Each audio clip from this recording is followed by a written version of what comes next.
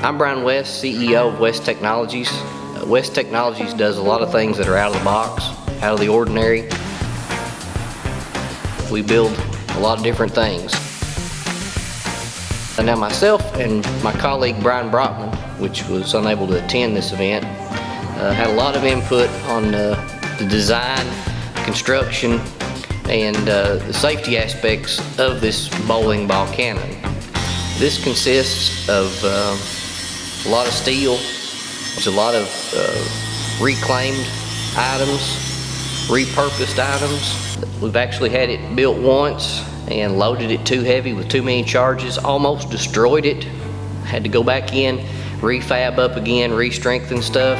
We just kept building to it, making it stronger, making it mobile. Of course, it started out with just this tank that we used cut off. The bowling balls themselves, they won't fit into that cylinder. They have to be put on a special machine that will turn them down to the size of the barrel. After you get them that size, then they fit perfect. Everything works really good. It takes quite a bit of time to assemble this thing.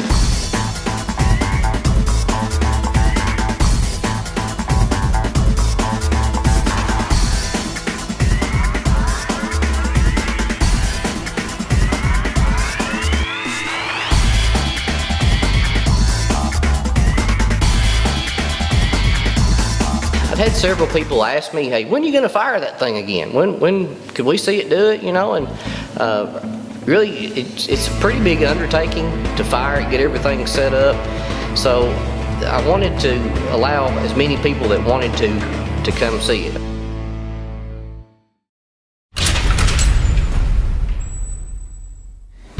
Well, I just wanted to hear a big kaboom, you know?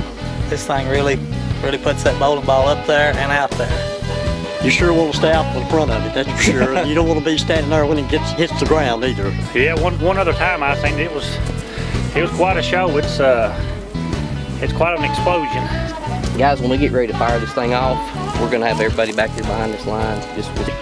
And it's just just a lot of nice, clean fun to sit around and watch.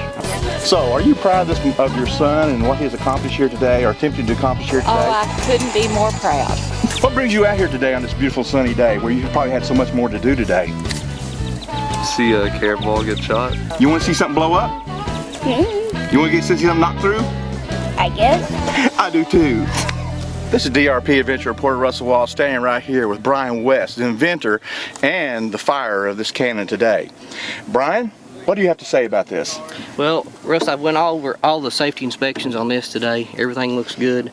Of course, we've got all our spectators back behind this line. They're 50 feet. Really excited about it today. Glad to see how many people came out. Glad you came out. We're getting this covered.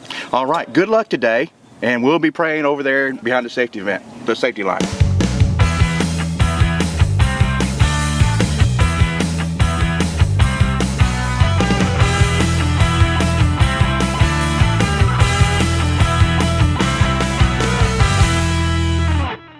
Come in, the first charge that we set off, it was just kind of a test fire. We had the audience back about 50 feet from the tractor and from the cannon. We wanted to make sure everything was safe.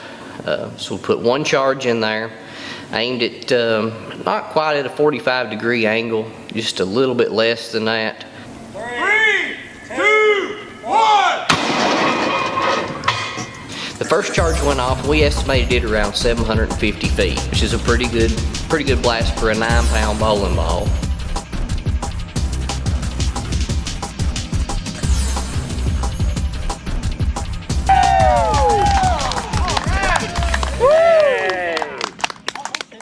You couldn't pick one of those up and throw it that far for sure. So the second time we wanted to show people kind of what that it really could do. So doubled up on the charges, sunk one in there. If we do double on this one, we're looking at a 1,400 foot launch on this one. 3, 2, 1! Set that thing off.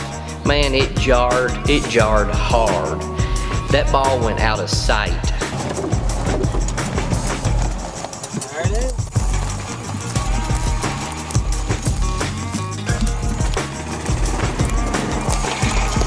Any guesstimates? Another, that's 1,500 feet at least. At least. My long distance eyesight isn't real good. I mean, I seen it just kept climbing and climbing and climbing. The search team just returned back from the cannonball, and now we're going to interview Brian again.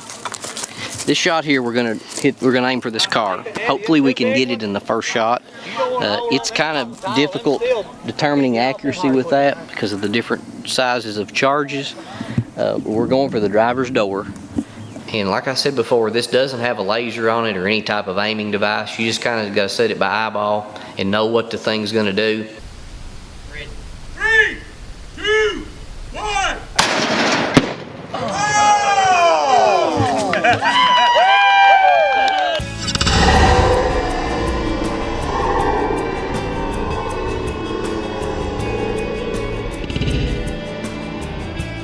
What do you have to say about that Well, shot? I think the accuracy is what really impressed me. I mean, we just shot this thing.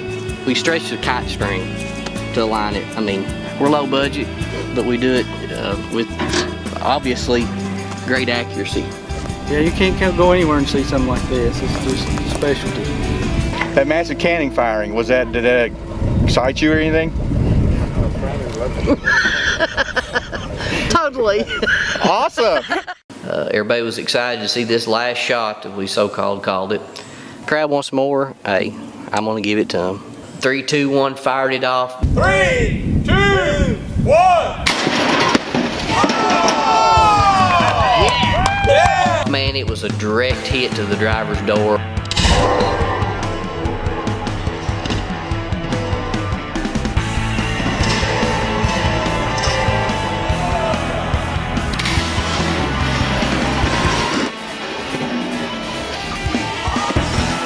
Icing on the cake. I don't know, that's devastation. That's carnage laying everywhere down there. When it hit that door, it peeled the hinges off, broke the glass out, pulled the latch off of it. It was carnage. It was what the audience wanted to see. It was just a real way to end the day. We done what we set out to do. We went the distance. We went 1,400 feet plus.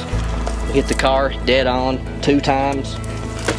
This thing's like the Grand Canyon. I mean, I can tell you how big it is, how deep it looks, but until you've been there and experienced it, you just don't know. You just don't know for sure, you know. So we like to call it the Grand Canyon. I mean, that's what it is.